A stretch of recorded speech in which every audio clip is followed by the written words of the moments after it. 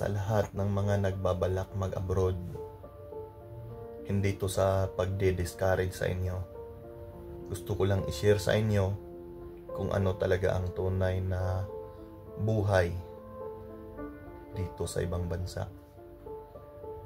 Tulad ngayon, kung nakita nyo naman siguro sa last video ko kahapon na talagang masama yung pakiramdam ko. Pero may pasok ako kanina, tapos bakbakan pa yung trabaho namin. Tapos dapat alas 3 lang ng hapon, dahil nga meron kaming activity. So anong oras na? Mag alas 7 na bago kami nakauwi. So pagod na pagod ka pagdating mo ng bahay.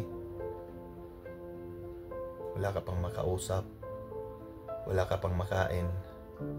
So ito ngayon, hindi ko alam kung magluluto pa ba ako ngayon or bibili na lang ako ng tinapay or kubos na lang ulit. Yun yung kakainin ko. Nakakapagod din. Pero wala tayong magawa. May pangarap tayo eh. Yung pangarap natin, ang naging tulay natin is itong paglayo sa mahal natin sa buhay, paglayo sa pamilya. Sinusubukang makipagsapalaran. Hindi naman sa pagdi-discourage mga may balak mag-abroad, may mga pangarap na mag-abroad. Hindi naman sa pag-discourage sa inyo. Sinasabi ko lang yung totoo na kung kayo man ay nasa sitwasyon na namin bilang isang OFW, mararanasan nyo din yung ganito. Lalo na pagka live out kayo. Live out kasi ibig sabihin yan, hindi ka naka-company accommodation. Ngayon, ako naka-live out ako. Solo ko ang kwarto. So mag-isa lang. Dati nakuha ko si Mrs. Kaso naka-haya visa lang yun. Kumbaga, bisita lang yun dito. Kaya naranasan ko kung gaano kasarap kasama mo yung asawa mo, pamilya mo. Kahit pagod ka sa trabaho, pag uwi mo, may mayakap ka. Yung init na init ka sa labas, pagpasok mo sa kwarto malamig kasi may tao.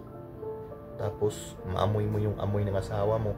Baga, yung lalapat pa lang yung palad niya sa mukha mo na sasabihin sa iyo na, "Uy, pagod ka."